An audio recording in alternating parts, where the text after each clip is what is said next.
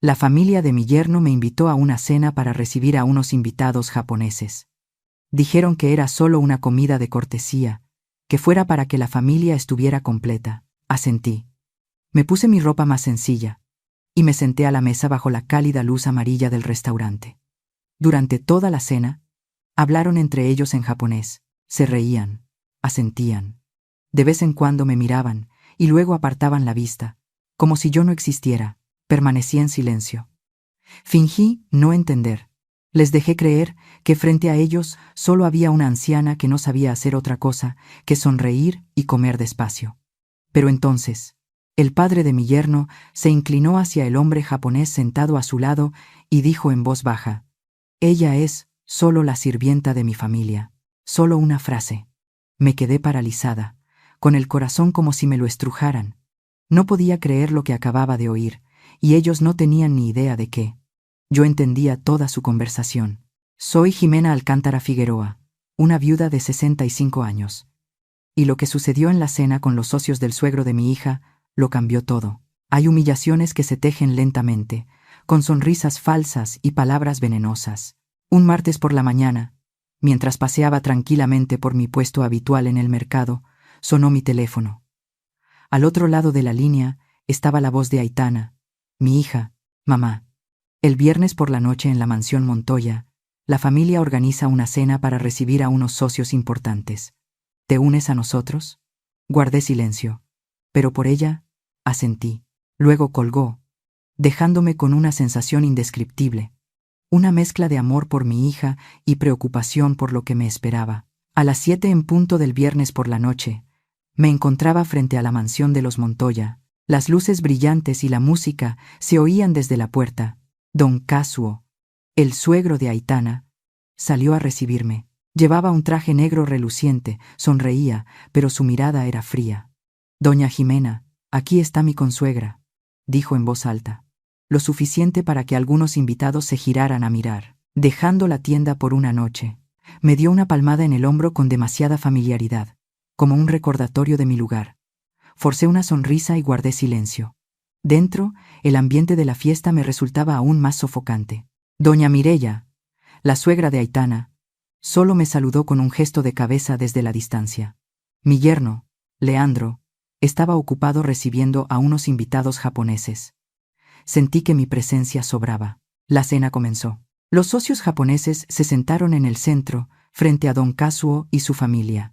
A mí me relegaron al final de la mesa, junto a una gran maceta, como si quisieran que desapareciera. Miré a mi alrededor y vi a Aitana sentada cerca de Leandro, pero evitaba mi mirada. Sonreía a los invitados, desempeñando a la perfección su papel de nuera ideal. Hablaban entre ellos en japonés, discutiendo sobre negocios, contratos y proyectos millonarios. Pensaban que yo no entendía, pero permanecí en silencio, tratando de no cometer ningún error.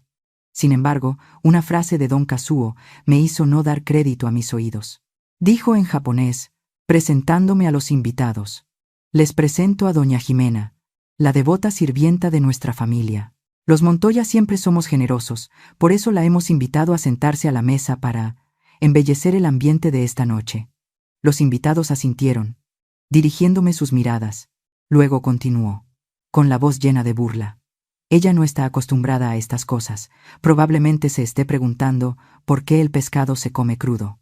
Leandro soltó una carcajada. «Seguro que piensa que es un desperdicio de comida, padre». Toda la mesa estalló en risas, como si yo fuera un chiste del que todos podían reírse. Miré a Aitana. Vi que negaba ligeramente con la cabeza, con aspecto incómodo, pero no dijo nada. Doña Mireya me ignoró por completo, sorbiendo su copa de vino como si yo no existiera. Traté de mantener la calma, apretando la servilleta en mi regazo. Don Kazuo levantó su copa hacia mí y dijo claramente en japonés: «Leandro, dime, ¿crees que el sashimi le parece pescado crudo del mercado de la Merced? Seguro que lamenta no poder hervirlo». Las risas estallaron, agudas y frías. Leandro se rió a carcajadas, y la mayoría de los invitados japoneses también. Solo uno no se rió: el señor Kenjiro Sato, de cabello canoso. Me miraba fijamente, con una mirada aguda y tranquila, como si estuviera leyendo una historia que toda la habitación pretendía ignorar. Bajé la vista a mi plato, tratando de reprimir la tormenta que se desataba en mi interior. ¿La sirvienta? Lo oí todo. Lo entendí todo. Ellos no lo sabían. Aquellas frases en japonés, llenas de desprecio, me trajeron viejos recuerdos. Yo, de joven, en el aeropuerto de Osaka, agarrando con fuerza mi maleta gastada. No aprendí japonés solo para hablar, sino para entender, incluso las cosas que la gente oculta tras una sonrisa. Permanecí en silencio, sin reaccionar, sin mostrar la herida, porque sabía que este silencio no era sumisión. Era el comienzo. Regresé a mi pequeña casa después de la fiesta. Frente a mí, mi humilde tienda, el lugar donde encontraba la paz después de la tormenta. Me quedé allí. Respiré hondo, intentando disipar la sensación de humillación que aún ardía dentro de mí. Pero no pensaba en Don Kazuo ni en sus risas burlonas. Pensaba en Aitana.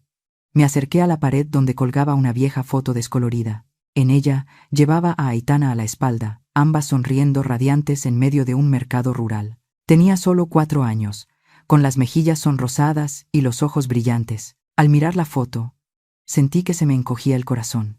Mi Aitana ya era mayor. Tenía su propia familia. Pero ¿por qué la sentía tan distante? Los recuerdos volvieron, tan claros como si fuera ayer. Después de la muerte de mi amado esposo Miguel, rechacé todas las oportunidades de volver a mi carrera como intérprete de alto nivel para quedarme en el pueblo y hacerme cargo de la tienda de mi suegra, solo para criar a Aitana. Pero luego recordé otro momento, más reciente y más doloroso. Antes de la fiesta, cuando todavía dudaba si ir o no, Aitana me llamó. Su voz era suave, cautelosa, ese tono que solo usa cuando teme ofender a alguien. Sé que no te gustan estas reuniones, dijo, pero por favor, intenta ayudarme. La familia de mi esposo da mucha importancia a la imagen. No hagas caso a las bromas. Mi suegro no tiene mala intención. Guardé silencio por un momento. Ella continuó, con voz más suave, pero más afilada de lo que esperaba. Además, los socios japoneses son muy importantes. No compliques las cosas. Solo quiero que todo vaya bien.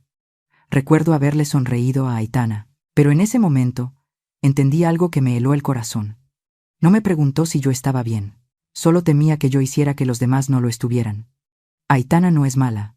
Solo está tratando de sobrevivir en la familia de su esposo siendo sumisa, y sin querer, me ha colocado en una posición inferior. Miré el retrato de mi suegra, Teresa.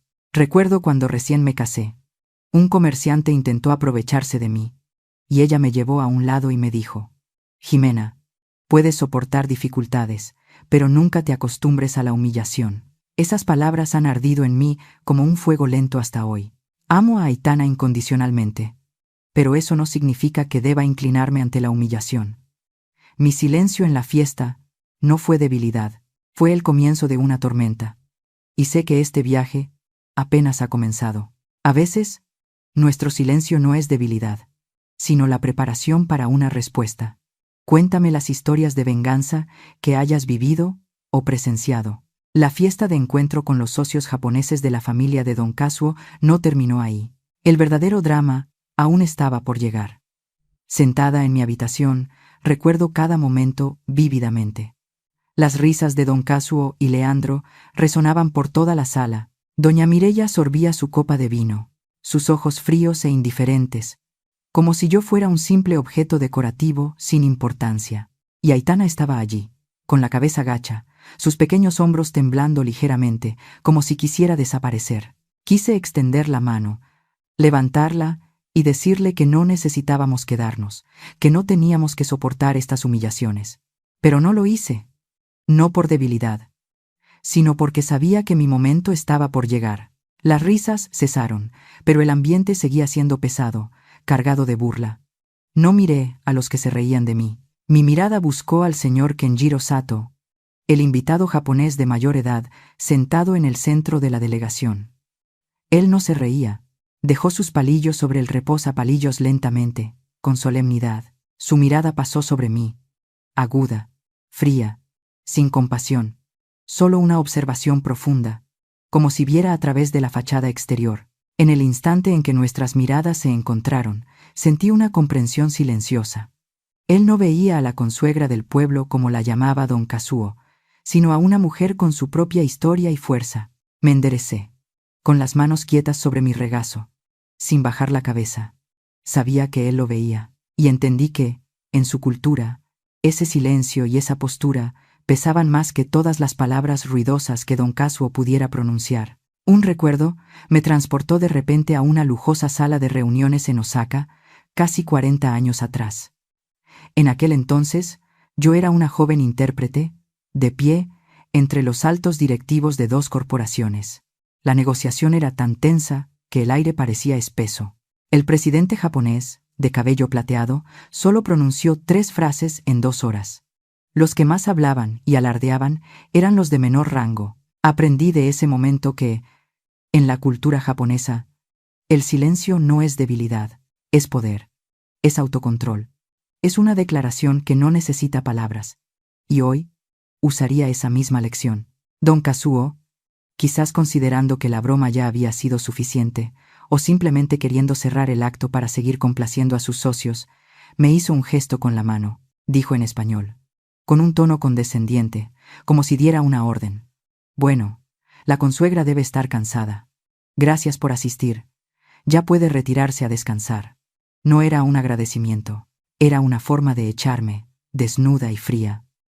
Algunos invitados sonrieron levemente, otros asintieron. Como si mi presencia ya fuera superflua. La sala se quedó en silencio. Todas las miradas se posaron en mí. Esperaban que bajara la cabeza, me levantara en silencio y me fuera avergonzada, como una perdedora. Pero se equivocaron. Sentí un fuego encenderse en mi interior. No una ira ciega, sino el orgullo que había conservado durante tantos años. No dejaría que ellos me definieran. No hoy. Me levanté lentamente.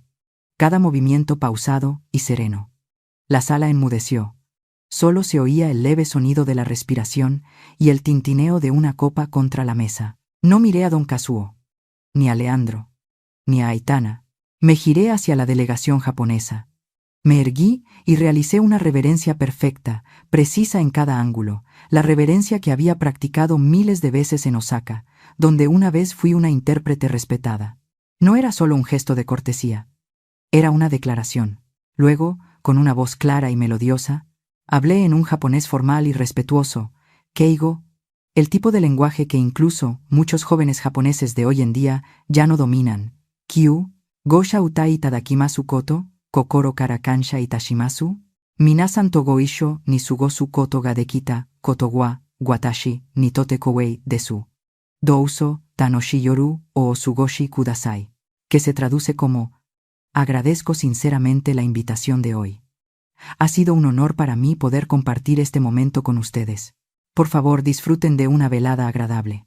Un silencio sepulcral se apoderó de la sala. El sonido de un tenedor cayendo sobre un plato de porcelana del lado de la señora Elena sonó seco como una nota discordante. La joven intérprete de la delegación, Reiko Fujimura, que siempre había mantenido una expresión profesional, ahora tenía los ojos abiertos como platos y la boca ligeramente entreabierta por el asombro. El señor Masahiro Kagawa, el asesor de la delegación, me miró con un estupor no disimulado. Sus manos temblaban ligeramente al dejar su copa sobre la mesa. Otro invitado japonés, cuyo nombre no conocía, susurró a su compañero: ¿Qué acaba de decir? ¿Eso era Keigo? Pero la reacción más evidente fue la de don Kazuo. La sonrisa de suficiencia en sus labios se congeló, y luego se desvaneció. Su rostro se puso pálido como si hubiera visto un fantasma. Leandro estaba petrificado, con la boca abierta y los ojos desorbitados por el pánico. Sentí la mirada de Aitana, pero no me volví. No necesitaba mirar para saber que estaba confundida, como si acabara de descubrir que su madre era una extraña. No esperé a que nadie hablara. Hice otra reverencia, suave pero orgullosa, y luego di media vuelta y salí del comedor, con la espalda recta y paso firme, como si caminara por el camino que había elegido hace mucho tiempo. Héctor, el chofer, estaba en el vestíbulo y levantó la vista al verme. Solo dije, con voz firme: «Por favor, lléveme a casa». Asintió, sin hacer preguntas, y abrió la puerta del coche. Mientras el coche se ponía en marcha, miré por la ventanilla. Las luces de la mansión Montoya se desvanecían. No lloré, tampoco sentí ira. Dentro de mí había una extraña calma, como si acabara de recuperar una parte de mí misma, esa parte que había olvidado desde mis días en Osaka, cuando solía estar en medio de poderosas salas de reuniones y pronunciar palabras que podían cambiar destinos. Pero sabía que esto no había terminado. Don Kazuo y Leandro se equivocaron al pensar que yo era solo una madre de pueblo. Me subestimaron. Y el precio a pagar vendría de su propia arrogancia. No necesitaba venganza. Solo necesitaba ser yo misma. Y todo se pondría en su lugar.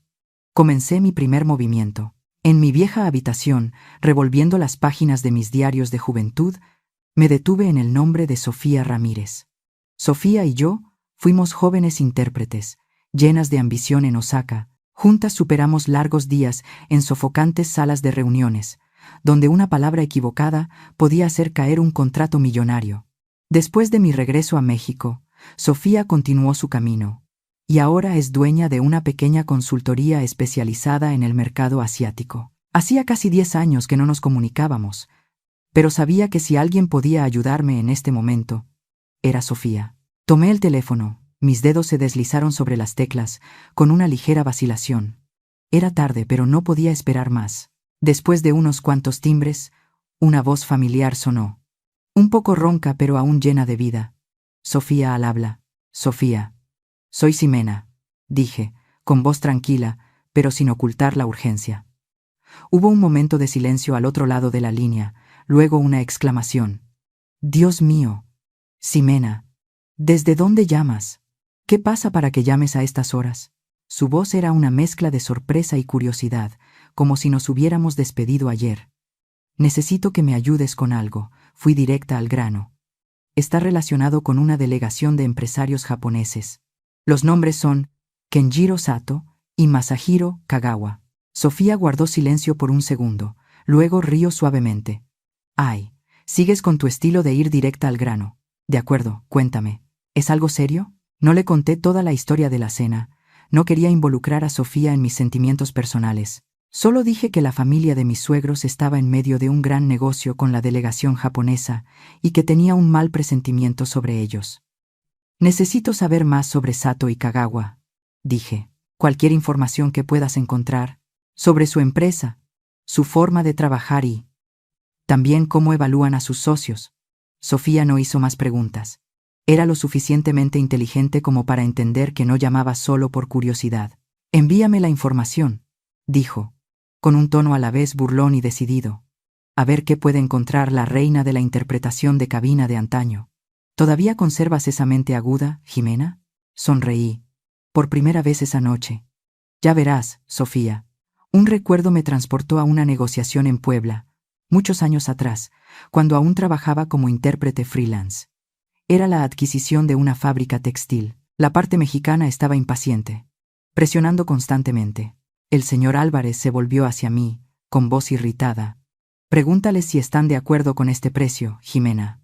Rápido. Pero entendí que el silencio de la delegación japonesa no era ni un sí ni un no. Estaban considerando algo más, algo que nadie decía. Respiré hondo. Me volví hacia el señor Álvarez y le dije en voz baja: Señor, todavía no les interesa el precio. Están preocupados por el sindicato. Hablemos de la estabilidad para los trabajadores. El señor Álvarez me miró como si acabara de decir una locura, pero siguió mi consejo. Y eso fue lo que salvó el contrato. Desde ese día, entendí. Mi trabajo no es solo traducir palabras, sino traducir culturas, traducir intenciones. Una pequeña desviación es suficiente para que todo se derrumbe. A la mañana siguiente, abrí la tienda como de costumbre. El sol de la mañana entraba por la ventana, iluminando los frascos de especias en los estantes. La señora Carmen, la vecina que vende fruta enfrente, vino corriendo con un mango maduro en la mano.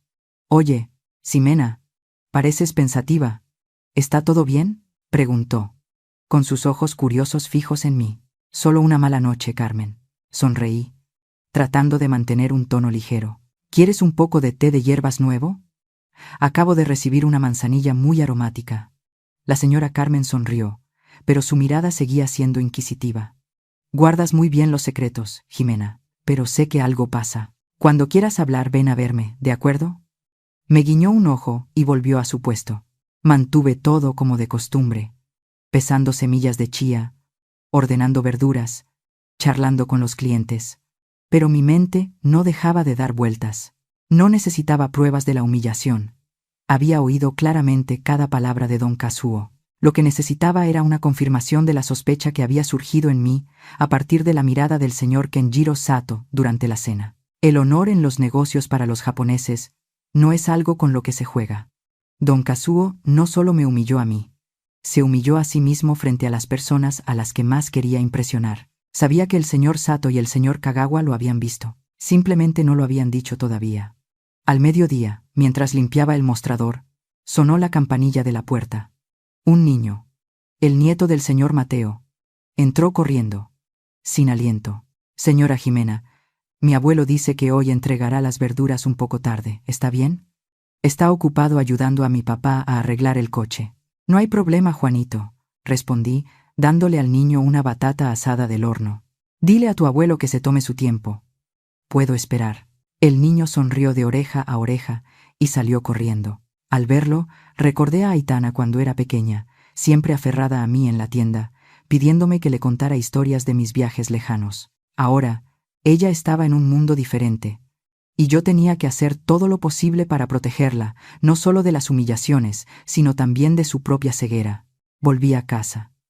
Saqué mi vieja agenda de contactos una vez más, y anoté algunos otros nombres a los que podría contactar. No estaba segura de lo que Sofía encontraría, pero sabía que tenía que actuar, no por venganza, sino para proteger mi propio honor y para que Aitana entendiera que, aunque la amaba incondicionalmente, no dejaría que nadie, ni siquiera la familia de su esposo, pisoteara mi autoestima.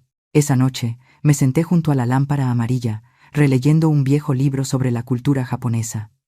Las palabras me recordaron los valores que una vez aprendí: el honor, el respeto y el poder del silencio. Sabía que don Kazuo había cometido un grave error, y no tendría que hacer mucho. La verdad encontraría su propio camino para salir a la luz, como siempre lo hace. Si algún día te encuentras en una situación como la mía, en la encrucijada entre exigir justicia y dejarlo todo por los lazos familiares, ¿qué elegirías? Cuéntame las historias de tu familia. Estoy dispuesta a escuchar con todo mi corazón. 2 días después de la fiesta, un lunes por la mañana tranquilo, mientras ordenaba unos paquetes de té de manzanilla en el estante, sonó el teléfono. El suave aroma de las hierbas aún flotaba en el aire, y el sol de la mañana entraba por la ventana, iluminando las motas de polvo suspendidas. Descolgué, y la voz de Sofía Ramírez sonó, con una urgencia profesional. Jimena, tengo información para ti, dijo, en voz baja pero decidida. ¿Qué información?, pregunté, todavía sosteniendo el paquete de té, con la mirada perdida en el familiar camino del pueblo, donde unos niños jugaban. La delegación de Sato ha cancelado la última reunión con Montoya Corp, prevista para esta mañana, respondió Sofía. La razón oficial es un asunto urgente que resolver en Tokio, pero mis fuentes dicen otra cosa. Dicen que la parte japonesa tiene profundas preocupaciones sobre la cultura corporativa y la falta de respeto en el socio. Jimena, tú lo entiendes. Esta es la forma diplomática de decir: no podemos confiar en ustedes. Este contrato se da por terminado. Me quedé quieta, apretando el paquete de té con tanta fuerza que el papel crujió. Gracias, Sofía, dije, con voz tranquila, pero con una marea interna. Me has ayudado mucho. Jimena, ¿estás bien?, preguntó Sofía. Su voz se suavizó, llena de preocupación. Sé que no me lo has contado todo, pero si es algo grave, dímelo. ¿De acuerdo? Estoy bien, respondí, sonriendo, aunque sabía que no podía verme. Sigue con tu trabajo, Sofía. Te llamaré. Colgué, dejé el teléfono sobre el mostrador y miré hacia afuera. No sentí alegría, ni satisfacción. En cambio, sentí una calma pesada, como si una máquina invisible se hubiera puesto en marcha y yo solo hubiera sido quien la activó. Al mediodía, mientras pesaba semillas de chía para la señora Rosa, una clienta habitual, el sonido del motor de un coche se oyó afuera. Levanté la cabeza y vi a Aitana bajar de su coche. Rara vez venía a la tienda a esa hora, y en cuanto vi su rostro pálido y sus ojos hundidos, supe que algo no iba bien. Aitana entró. La campanilla de la puerta sonó débilmente. «Mamá», dijo, con la voz quebrada. como si estuviera conteniendo las emociones. La reunión se pospuso, sin una razón clara. Mi suegro ha estado llamando toda la mañana, pero su intérprete solo dice que los jefes están ocupados. Miré a mi hija, con el corazón encogido, pero mantuve un tono suave. Vaya, hija. Seguramente tienen algo que hacer. Aitana se acercó al mostrador, con las manos entrelazadas, con una mirada inquisitiva. Mamá, ¿qué les dijiste esa noche? ¿Por qué en japonés? Asustaste a todo el mundo. Su tono no era de curiosidad, sino que tenía un matiz de acusación, como si yo fuera la causa de todo el lío. No respondí de inmediato. En cambio fui a la pequeña cocina, serví una taza de té de flor de loto de la tetera aún caliente. Bebe esto, dije, colocando la taza frente a ella. Bebe para calmarte. Los negocios no siempre salen bien. Aitana miró la taza, pero no la tocó. Mamá, hablo en serio, dijo, con la voz más alta. Leandro dice que todos en la empresa están en pánico. Creen que tú hiciste algo para causar un malentendido. ¿Puedes decirme algo? La miré directamente a los ojos, con el corazón oprimido. Aitana, la hija por la que había sacrificado toda mi vida, ahora estaba aquí, mirándome como a una extraña. Solo los saludé cortésmente. Aitana, dije, con voz serena, si eso los asustó, entonces quizás el problema no sea mío. Mi hija bajó la cabeza. No dijo nada más, pero vi cómo sus hombros temblaban ligeramente. Se dio la vuelta y se dirigió a su coche sin probar el té. Mientras el sonido del coche se alejaba, me quedé inmóvil, sintiendo como si hubiera perdido una parte de mí misma. En los días siguientes el ambiente en el pueblo comenzó a cambiar.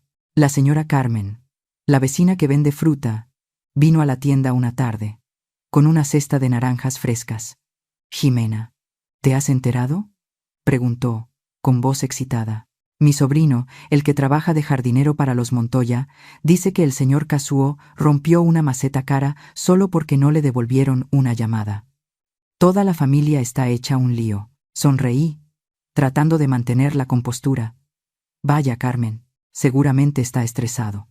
¿Qué estrés, ni qué estrés?, resopló la señora Carmen, colocando la cesta de naranjas en el mostrador. ¿Sabes? Esto me parece muy extraño. De repente, la delegación japonesa guarda silencio. No hay más reuniones. ¿Sabes algo, Ximena? No me lo ocultes. Reí suavemente y negué con la cabeza. Tú preocúpate de vender tus naranjas, Carmen. Solo soy una tendera. ¿Qué voy a saber yo? Pero por dentro lo sabía todo. El silencio de la delegación japonesa no era una coincidencia. Habían visto la verdadera naturaleza de don Kazuo. Y yo, a mi manera, les había ayudado a verlo más claramente. Un recuerdo me transportó de repente a una tarde en Osaka, cuando Miguel vino a buscarme. Estaba en medio del aeropuerto, con una bolsa de semillas de maíz de la tierra de su familia. Sus ojos brillaban de amor. Aquí eres una excelente intérprete, dijo, con voz sincera, pero en casa, quiero que seas la reina de mi corazón y de nuestro hogar. Miré el bullicio de Osaka, los rascacielos, las reuniones tensas, y luego lo miré a los ojos. Decidí dejar atrás ese brillante pasado, no por fracaso, sino porque quería una felicidad más tranquila y duradera. Esta tienda, este pueblo, fue mi elección, no mi exilio. Ese fin de semana, sonó el teléfono mientras limpiaba el mostrador. Era Leandro. Su voz estaba llena de frustración, sin el titubeo de la vez anterior. Señora, no sé qué intenciones tiene, dijo casi gruñendo, pero su comportamiento en la cena ha causado un malentendido muy grave. Los socios japoneses creen que nuestra familia no está unida. ¿Sabe lo grave que es esto? Mantuve la calma, aunque sentía una oleada de ira. Solo lo saludé cortésmente, Leandro. Respondí. ¿Acaso la cortesía es un problema ahora? No es una cuestión de cortesía, interrumpió Leandro, alzando la voz. ¿Usted habló en japonés? Les hizo pensar que nuestra familia no los respeta. ¿Puede explicarlo? No tengo nada que explicar, dije, todavía con voz serena. Si crees que yo soy el problema, díselo a tu padre. No te lo impediré. Colgué antes de que pudiera decir más, con el corazón apesadumbrado pero sin remordimientos.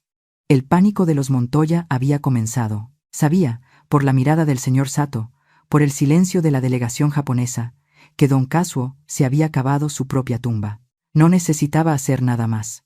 La verdad, como solía decir mi suegra, siempre encuentra la manera de salir a la luz. Los días posteriores a la fiesta, el ambiente en el pueblo comenzó a volverse sofocante. Sentía las miradas curiosas, los susurros a mis espaldas cada vez que iba al mercado. Don Kazuo, al no poder contactar con la delegación japonesa, eligió la forma más sucia de actuar. No se enfrentó a mí directamente. No se atrevió. En su lugar, esparció rumores, como quien tira la piedra y esconde la mano, para que todo el pueblo me mirara con otros ojos. El miércoles por la mañana temprano, mientras ordenaba unos manojos de cilantro en el estante, el señor Mateo, el proveedor de verduras, entró en la tienda. Se detuvo frente al mostrador, rascándose la cabeza, con expresión vacilante. «Señora Ximena», dijo, en voz baja como si temiera que alguien lo oyera, «he oído algo en el mercado del pueblo. Dicen que está resentida con su rica familia política y que por eso arruinó intencionadamente su negocio». Levanté la vista y miré los ojos amables del señor Mateo. Sentí una punzada, pero mantuve una sonrisa triste en mis labios. «Gracias por decírmelo, señor Mateo», respondí, con voz suave. «La gente puede decir lo que quiera. No me importa». El señor Mateo asintió, pero su mirada seguía preocupada. «Tenga cuidado, Ximena. Esos rumores se extienden muy rápido. Sé que usted no es así, pero, ya sabe, las malas lenguas».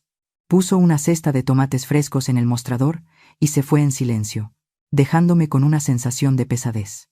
Los rumores se extendieron como un reguero de pólvora. En pocos días, todo el pueblo estaba lleno de historias sobre mí. Decían que envidiaba la felicidad de Aitana, que había usado el poco japonés que había aprendido de oídas para humillar a la familia Montoya, solo para llamar la atención de una manera patética. Algunos incluso inventaron que no podía soportar que mi hija viviera mejor que yo, y que por eso intenté sabotearla para traerla de vuelta a este pobre pueblo. Esas palabras, aunque intenté ignorarlas, eran como agujas clavándose en mi corazón. Lo que más me dolió fue saber que don Kazuo había llegado al extremo de confesarse con el padre Antonio en la iglesia. La señora Carmen, la vecina de la frutería, me lo contó una tarde, con voz indignada. «Ximena, ¿sabes lo que el señor Kazuo le dijo al padre Antonio?», preguntó, con las manos en las caderas.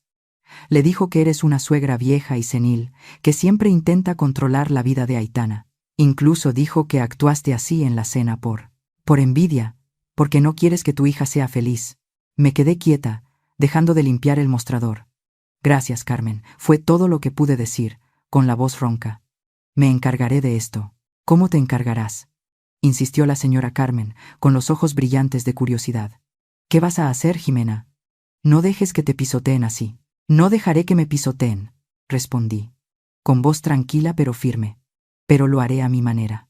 La señora Carmen me miró, asintió y volvió a su puesto. Pero sabía que quería oír más. Esos rumores maliciosos, aunque dolorosos, no fueron lo que más me hirió. Lo que me desgarró el corazón fue que Aitana, la hija a la que había amado y protegido toda mi vida, creyera esas mentiras. Esa tarde, se puso a llover. Las pesadas gotas golpeaban el techo de chapa, creando una música triste. Estaba haciendo inventario cuando oí pasos afuera. Aitana apareció, de pie bajo el alero, sin entrar. Estaba empapada, el pelo pegado a la frente, pero no estaba segura de si temblaba de frío o de rabia. «¿Ya estás contenta?», fue lo primero que dijo, con voz cortante, llena de reproche. Salí y me puse frente a ella, mirándola directamente a sus ojos llorosos. «¿De qué estás hablando, Aitana?», pregunté, tratando de mantener la calma, aunque mi corazón latía con fuerza. «Todo el mundo está hablando de ti», casi gritó Aitana. Las lágrimas brotaban de sus ojos. «Dicen que estás arruinando mi felicidad. Leandro y su padre han tenido que soportar mucho por tu egoísmo. ¿Por qué lo hiciste? ¿Solo porque no te sentaron en el centro de la mesa? ¿Solo porque no soportas verme vivir mejor que tú?». Cada palabra de Aitana era como un cuchillo, más afilado que los insultos de don Kazuo. Sentí un dolor agudo en el pecho, como si alguien me estuviera estrujando el corazón. Esta era la hija por la que había pasado noches en vela, arreglando un techo con goteras, por la que había contado cada centavo para que fuera a un buen colegio, por la que había sacrificado mi juventud para que tuviera un futuro brillante. Y ahora estaba aquí, acusándome por mentiras. Aitana, dije. Mi voz también temblaba. ¿De verdad crees que tu madre es así? Me miró. Las lágrimas corrían por sus mejillas, pero su mirada estaba llena de confusión. Ya no sé qué creer, gritó. Solo sé que desde que hiciste esa locura, mi vida se ha puesto patas arriba. Luego se dio la vuelta y corrió bajo la lluvia, dejándome petrificada bajo el alero, el sonido de la lluvia ahogando todos los demás sonidos. Me quedé allí, viendo cómo su figura desaparecía en la lluvia, sintiendo como si el mundo entero se hubiera derrumbado. Había soportado insultos, miradas de desprecio, pero nada dolía tanto como que mi propia hija, a la que más amaba, me diera la espalda. Quise correr tras ella, abrazarla, decirle que nunca quise hacerle daño, pero no lo hice. No porque estuviera enfadada, sino porque sabía que Aitana necesitaba tiempo para ver la verdad. La lluvia y el dolor me trajeron un viejo recuerdo de mi suegra, Teresa. Muchos años atrás, un comerciante deshonesto nos entregó menos mercancía y luego insistió en que sus libros estaban correctos. Todos en el mercado me dijeron que lo dejara pasar, porque ese hombre era conocido por causar problemas. Pero Teresa no lo hizo. No discutió, no levantó la voz. Simplemente sacó los libros de contabilidad y comparó cada partida frente a todos. Su calma y precisión hicieron que el comerciante tuviera que admitir su error y devolver la mercancía. Esa noche, se sentó a mi lado, con una mirada severa pero cálida. Ximena, dijo, la gente puede quitarte tu dinero, pueden hablar mal de ti a tus espaldas, pero nunca dejes que te quiten la verdad y tu autoestima. Puedes soportar las dificultades, pero no te acostumbres a la humillación. Las palabras de Teresa fueron como un bálsamo, aliviando la herida que Aitana acababa de dejar. Me sequé las lágrimas, respiré hondo y entré. No me derrumbaría por mentiras. No me acostumbraría a ser humillada. Y no dejaría que don Casuó ni nadie definiera quién era yo. Esa noche, me senté junto a la lámpara amarilla y abrí mi vieja agenda de contactos. Sabía que Sofía estaba trabajando para encontrar información sobre la delegación japonesa y confiaba en que la verdad saldría a la luz pronto. Don Casuó podía esparcir rumores, podía hacer que todo el pueblo me mirara con sospecha, pero no podía ocultar su verdadera naturaleza para siempre. Y Aitana, aunque ahora estaba cegada por las mentiras, pronto se daría cuenta de quién era su madre. Miré el retrato de Teresa y susurré: «Abuela, no dejaré que me quiten mi autoestima. Lo prometo». Luego me levanté, preparándome para los días venideros, cuando la verdad encontraría su propio camino para revelarse, como siempre lo hace. Después de la dolorosa discusión con Aitana bajo la lluvia, no la llamé. Sabía que ambas necesitábamos espacio para calmarnos, para que las emociones turbulentas se asentaran. Volví a mi rutina diaria, abriendo la tienda, pesando semillas de chía, charlando con la señora Carmen, pero en mi corazón, el dolor persistía. No estaba enfadada con Aitana, pero me entristecía que hubiera dejado que las mentiras de los Montoya la cegaran. Pasaron 2 días. Pensé que las cosas se calmarían, pero entonces llamó Leandro. Su voz era fría, arrogante, como si estuviera dando una orden. «Señora, mi padre quiere verla, esta tarde, a las 4, en la residencia. Hay algunas cosas que aclarar para salvar la situación». Sostuve el teléfono, sintiendo la arrogancia en cada una de sus palabras. No era una invitación, era una citación. «De acuerdo, Leandro», respondí con voz tranquila. «Allí estaré». Colgué. Miré el tranquilo camino del pueblo frente a la tienda y me dije: «Esta será la última vez que les dejaré pensar que pueden controlarme».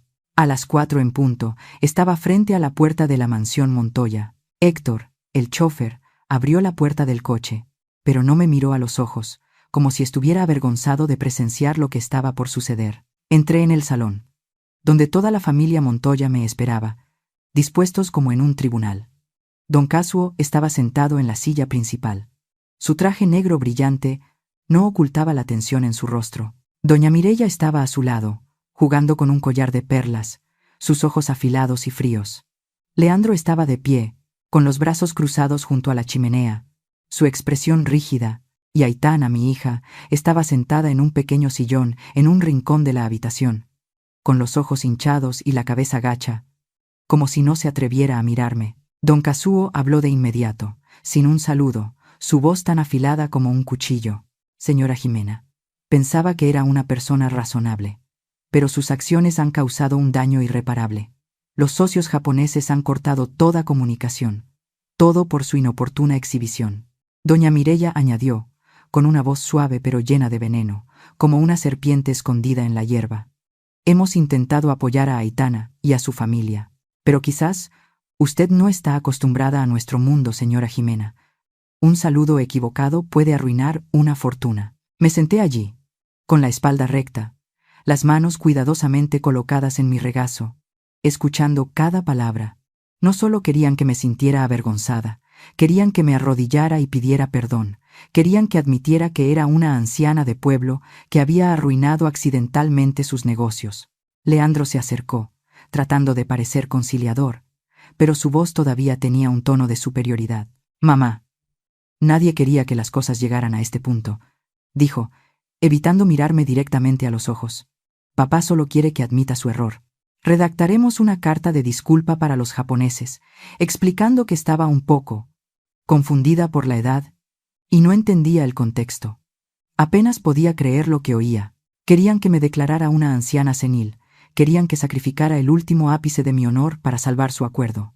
Miré a Aitana, esperando que levantara la cabeza, que dijera algo para defenderme, pero ella solo se quedó allí, llorando en silencio, con las manos apretadas. Esa imagen me dolió en el corazón, pero también despertó una fuerza que había dejado de lado durante mucho tiempo. Los recuerdos volvieron, tan claros como si fuera ayer. Recordé el día en que mi suegra, Teresa, falleció. Tenía 35 años, Aitana apenas 10. Sola organicé el funeral, me hice cargo de la tienda y la eduqué. Hubo noches en las que, agotada, me sentaba junto al mostrador, mirando a mi hija dormir mientras las lágrimas corrían por mi rostro. También hubo hombres que se ofrecieron a protegerme, pero los rechacé a todos. Mi honor no era algo que nadie me concediera. Lo construí con noches en vela, con manos callosas, con un amor incondicional por Aitana. Y hoy, no dejaría que nadie me lo arrebatara. Respiré hondo, sintiendo la fuerza de ese recuerdo extenderse por todo mi cuerpo. Miré directamente a don Kazuo, mi mirada firme. «Señor Montoya», comencé, con voz completamente tranquila, «no estoy confundida, y no actué de manera incorrecta». Me volví hacia Leandro, mi voz todavía serena pero aguda. «Y yerno, no necesito que salves nada». Toda la habitación quedó en silencio, como si el aire hubiera sido succionado. Miré directamente a don Kazuo, y en un japonés perfecto y claro, dije, enfatizando cada palabra, «Soshite watashi tachi mo, kyo no yoru no, doutoku teki na kasarimo no toshite, koko ni ite, kureta gijutsu, no haha, ni kansha, shinakereba narimasen». Y también debemos agradecer a la consuegra por estar aquí esta noche, como un adorno moral. Eso es lo que dijo de mí, ¿verdad, señor Kazuo? La expresión de suficiencia en el rostro de don Kazuo se derrumbó. Abrió la boca, pero no pudo pronunciar palabra, su rostro pálido como si lo hubieran abofeteado. Leandro parecía como si le hubiera caído un rayo, con los ojos desorbitados y la boca abierta. Doña Mireya, por primera vez en la conversación, perdió su indiferencia. El collar de perlas en su mano temblaba ligeramente. Aitana levantó la cabeza. Las lágrimas corrían por sus mejillas, su mirada llena de asombro. Me levanté, me ajusté el chal, mi voz aún manteniendo la calma. Escuché y entendí cada una de sus despectivas palabras. Dije, mirando a cada persona en la habitación. Guardé silencio, no porque no entendiera, sino porque no podía creer que la familia de mi hija me tratara de esa manera. Mi honor, lo construí yo misma, y no merezco ser tratada así. Nadie se atrevió a hablar. Salí de la habitación, con la espalda recta, cada paso firme. Al pasar junto a Aitana, vi que me miraba, ya no con una mirada acusadora, sino con una de despertar, como si acabara de darse cuenta de quién era su madre. No me detuve, no miré hacia atrás. Había dicho todo lo que tenía que decir. Al salir, Héctor abrió rápidamente la puerta del coche. Esta vez me miró con un toque de respeto. Me senté en el coche y a través de la ventanilla vi cómo la silueta de la mansión Montoya se desvanecía. No sentí satisfacción, pero sí alivio. Había recuperado mi honor, no rebajándolos, sino manteniéndome erguida y diciendo la verdad. Si alguna vez has tenido que luchar por tu cuenta para defender lo que es justo, Comparte tus historias de venganza en los comentarios. Quizás eso motive a alguien más. El viernes por la mañana, una semana después del enfrentamiento en la mansión Montoya, estaba detrás del mostrador, pesando unos paquetes de semillas de chía para la señora Rosa, cuando sonó el teléfono. El sol de la mañana entraba por la ventana, iluminando los frascos de especias, y un ligero aroma a hierbas secas flotaba en el aire. Descolgué. La voz de Sofía Ramírez sonó, emocionada pero aún muy profesional. «Ya es oficial, Ximena», dijo rápidamente. «El Grupo Sato ha enviado un comunicado interno. Han cesado la colaboración con Montoya Corp y han firmado un memorando de entendimiento preliminar con otro socio en Guadalajara». Me detuve, dejando el paquete de semillas de chía sobre el mostrador. Un sentimiento difícil de nombrar surgió en mi pecho. «¿Han dado alguna razón?», pregunté, manteniendo la calma, aunque mi corazón latía más rápido. «No directamente», respondió Sofía, «pero mi fuente dice que el señor Kagawa, el asesor, fue quien tomó la decisión final. Le dijo al Consejo de Administración: un hombre que no respeta a los mayores de su propia familia no puede ser un socio fiable a largo plazo. Ximena, no solo se han retirado, han perdido completamente la confianza en el honor de don Kazuo». Respiré hondo, sintiendo una calma extenderse por mi interior. «Gracias, Sofía», dije, con voz suave pero firme. «Me has ayudado mucho, Ximena. Tienes que contarme toda la historia». Río Sofía, con tono burlón. «Sé que no me llamaste solo por curiosidad. Hay algo más grande, ¿verdad? Venga, confiesa». Sonreí, aunque ella no podía verme. «Te lo contaré, Sofía. Pero no ahora. Sigue con tu trabajo. Te volveré a llamar». Colgué, y me quedé quieta un momento, mirando el tranquilo camino del pueblo. No sentí satisfacción, no sentí victoria. En cambio, sentí una profunda paz, como si me hubiera quitado un peso invisible de encima. Un recuerdo me transportó a una tarde en Osaka, cuando trabajaba para un director japonés. Él canceló un gran contrato, solo porque descubrió un pequeño detalle de fraude. Recuerdo su mirada seria mirándome directamente y diciendo: «Señorita Kagawa, el honor es como un espejo. Una vez que se agrieta, aunque lo pegues, nunca volverá a estar liso. El dinero se puede recuperar, pero el honor perdido nunca se encuentra». Esas palabras resonaron en mí durante años, y en este momento iluminaban el camino que había elegido. La noticia del colapso del acuerdo del siglo se extendió rápidamente. No leí los periódicos, pero la señora Carmen, la vecina de la frutería, vino corriendo a la tienda al mediodía, con un periódico financiero que le había dado su hijo. «Ximena, ¿has leído esto?», preguntó, emocionada. Ricardo Morales, el famoso periodista económico, ha escrito un largo análisis sobre los Montoya. Cuestiona su capacidad y su llamada estabilidad cultural. Dicen que las acciones de su empresa se han desplomado. Eché un vistazo al periódico. Vi el gran titular: Montoya Corp.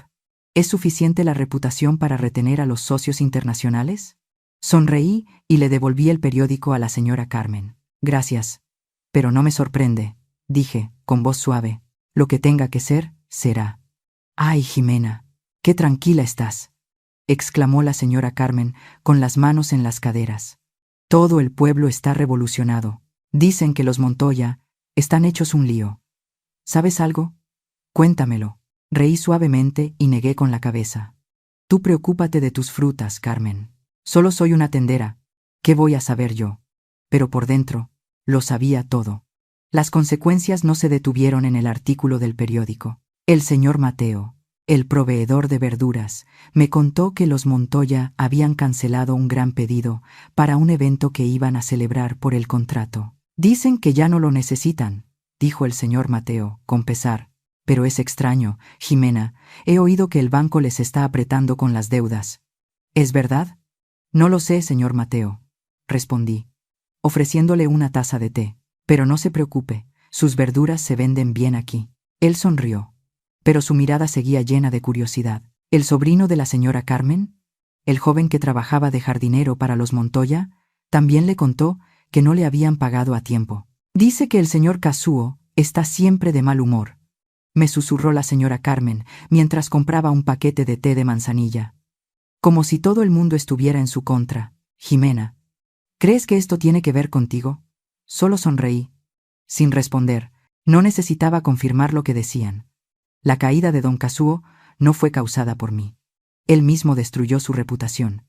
Y el mundo solo le estaba devolviendo lo que había sembrado. Una noche, mientras cerraba la tienda, el padre Antonio pasó, su sotana negra ondeando al viento. Se detuvo, con una expresión de disculpa, muy diferente a su habitual confianza. Señora Ximena, dijo en voz baja, he oído otra versión de la historia. Pido disculpas si he juzgado precipitadamente. Don Kazuo vino a verme. Habló de usted. Pero ahora me doy cuenta. Quizás me equivoqué. Lo miré, con expresión serena. No se preocupe, padre. Respondí. La verdad siempre encuentra la manera de salir a la luz. El padre Antonio asintió, como si quisiera decir más, pero se contuvo. Es usted una mujer fuerte, Ximena, dijo antes de irse. Que Dios la bendiga. Me quedé allí, viendo cómo su figura desaparecía, sin ningún resentimiento. No necesitaba la disculpa del padre Antonio, pero era una señal de que la verdad estaba saliendo a la luz, como el sol a través de las nubes. Volví adentro, me senté en mi familiar silla de madera, la suave luz de la lámpara amarilla me envolvía. No sentí regocijo al oír hablar de la caída de don Kazuo. No necesitaba regocijarme, no me había vengado, no me había rebajado para responder. Simplemente me negué a ser la víctima. Y el mundo se había reordenado por sí solo. Pensé en Aitana, en su mirada atónita durante el enfrentamiento. Sabía que estaba luchando consigo misma, con lo que había creído, y lo que poco a poco se estaba dando cuenta. No estaba enfadada con ella, pero sabía que, para convertirse en una mujer fuerte, Aitana necesitaba aprender a enfrentar la verdad. Como lo había hecho yo. Me levanté y fui al rincón de la casa donde el retrato de Teresa seguía en el pequeño altar. Encendí una vela. La luz parpadeante iluminó su fotografía. Abuela, susurré, he mantenido mi autoestima. He hecho lo que me enseñaste. Y en ese momento, sentí una profunda paz, como si ella me estuviera sonriendo desde lejos. Varios días después de que la noticia de la caída de los Montoya se extendiera por todo el pueblo, estaba detrás del mostrador, ordenando los frascos de especias, cuando oí pasos afuera. Al levantar la vista, vi a Aitana al final de la calle. Acababa de bajar del coche.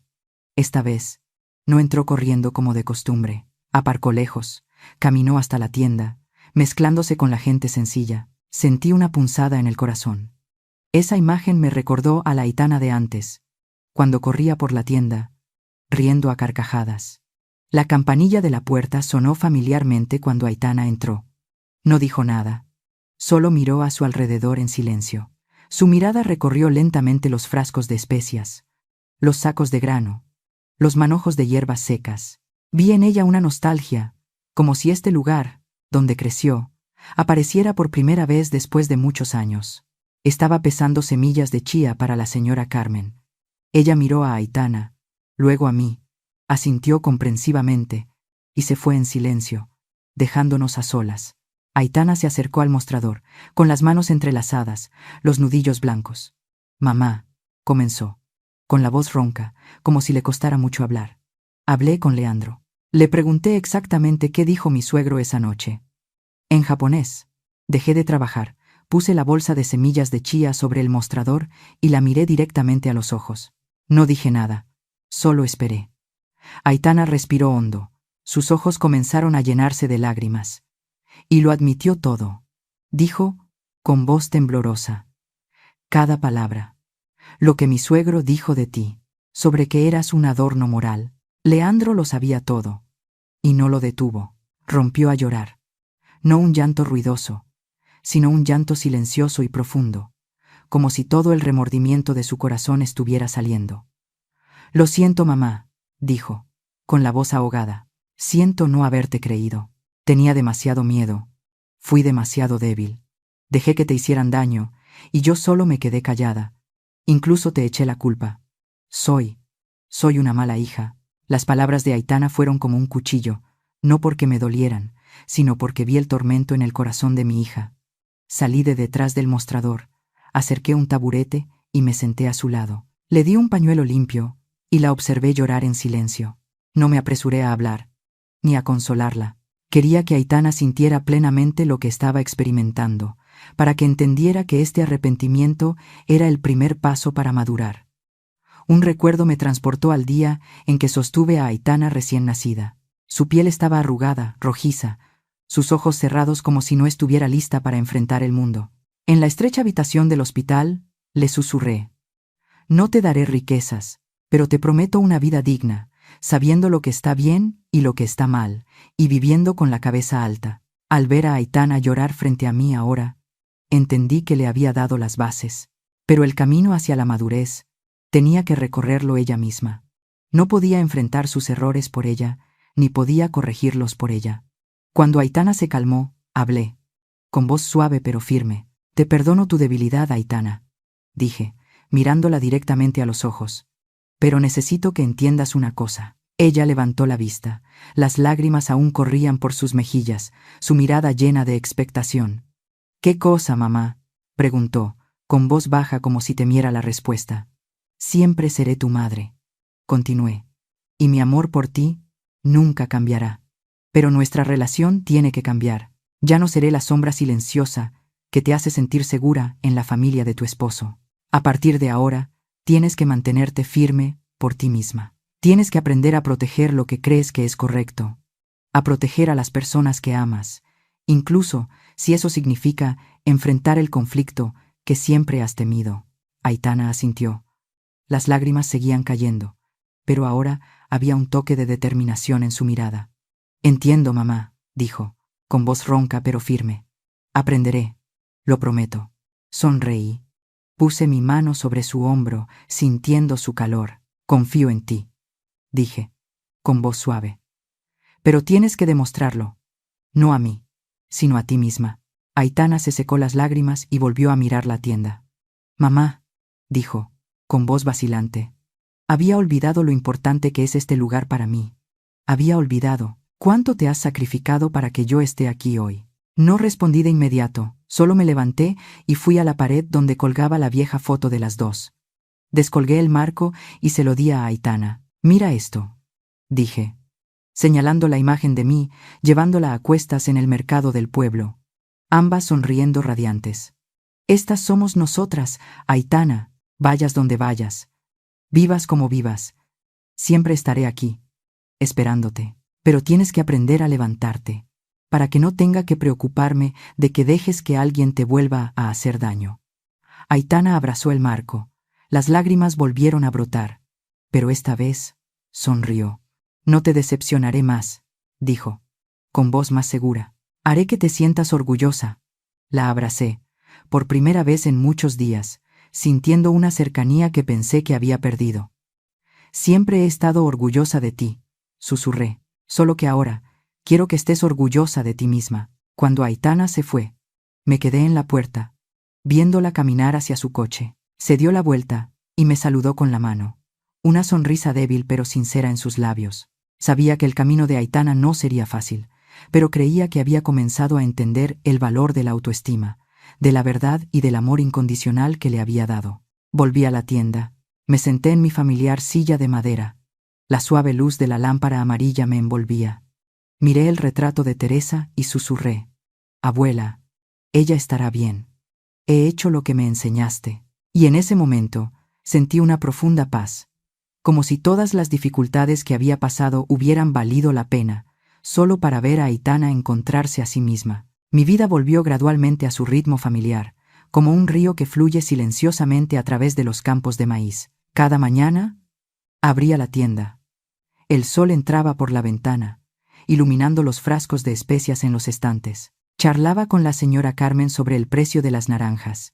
Pesaba mercancía para el señor Mateo y sonreía cuando los niños del pueblo pasaban corriendo, sus risas resonando en el callejón. Por la noche, me sentaba junto a la lámpara amarilla, leyendo viejos libros, dejando que mi alma se calmara. El asunto de los Montoya, que una vez fue un tema candente en el pueblo, se había convertido gradualmente en una vieja historia, como una brisa que pasa y se desvanece.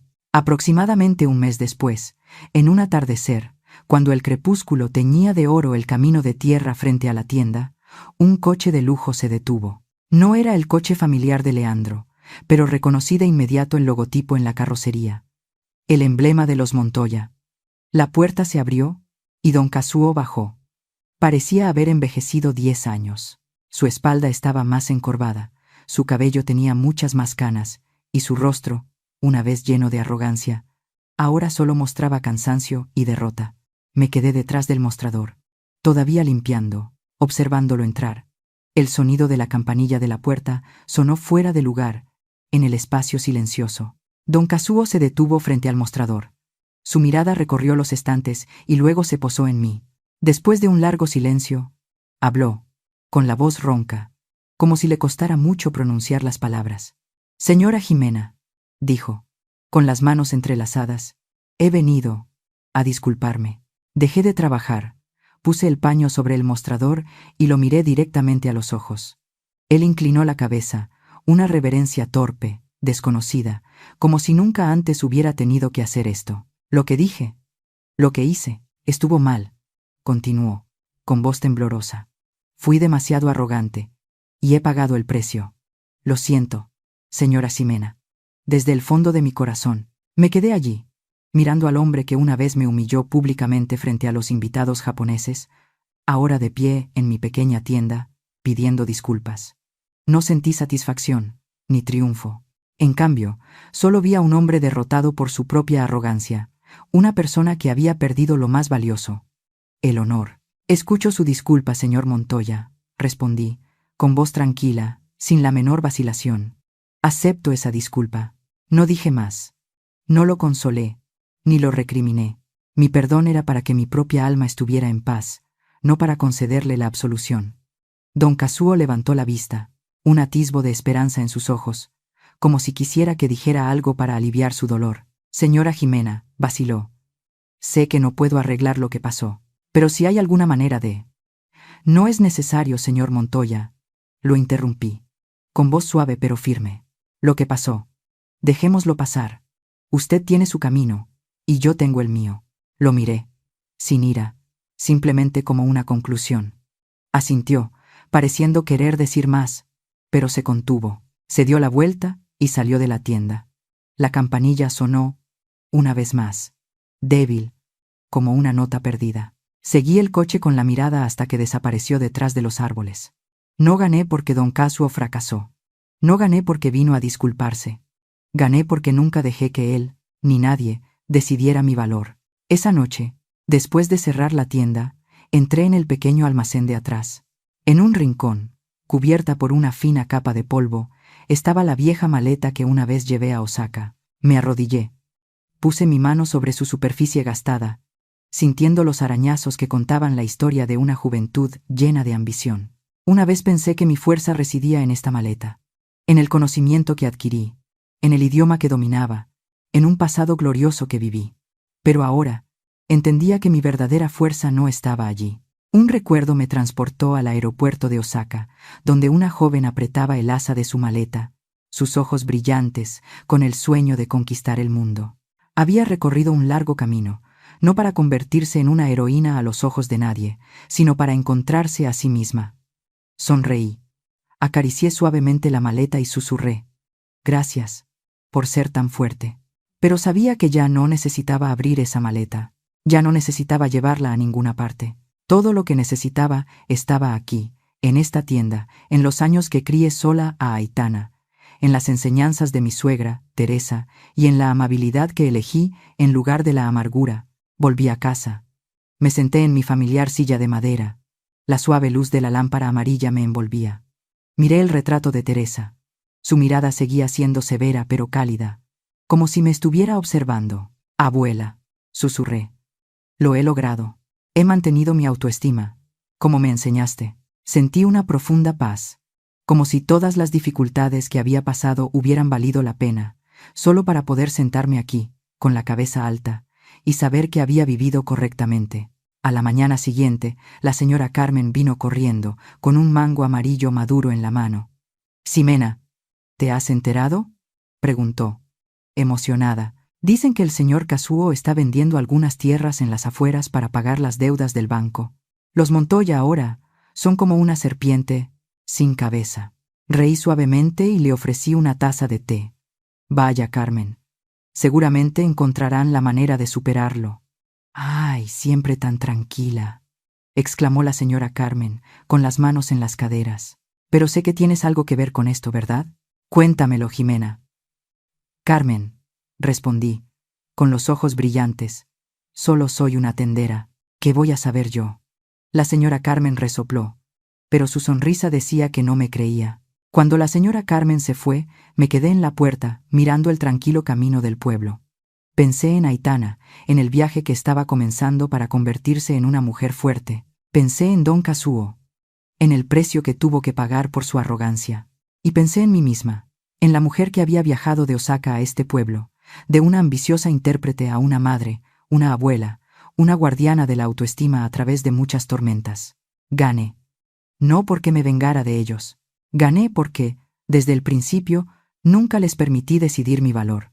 Y esa, lo sabía, era la mayor victoria de mi vida. Cuento esta historia no para exponer la crueldad de una familia, ni para buscar satisfacción después del dolor, sino para recordar a todos, especialmente a las madres, que nuestro valor no nos lo otorga nadie. A veces, por amor a nuestros hijos, por mantener la paz, aceptamos el silencio ante el desprecio y nos acostumbramos a que nos coloquen en un lugar inferior al que merecemos. Pero el silencio solo tiene sentido cuando es una elección, no una sumisión. Aprendí que el amor incondicional no significa sacrificar la autoestima.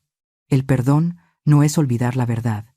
Y defender nuestro honor no le quita la felicidad a nadie. Solo obliga a quienes están acostumbrados a despreciar a los demás, a enfrentar su propia naturaleza.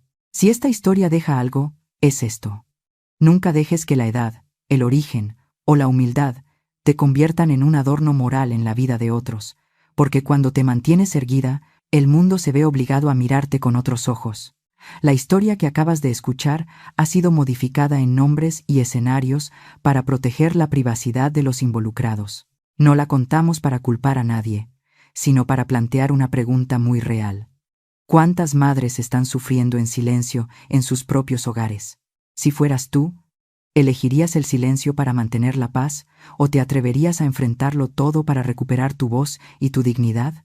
Si esta historia te ha conmovido, comparte tus pensamientos en los comentarios. Y si quieres seguir escuchando historias como esta, sigue el canal Historias con Calma. Quizás la próxima historia llegue justo cuando más la necesites. Gracias por quedarte hasta este momento.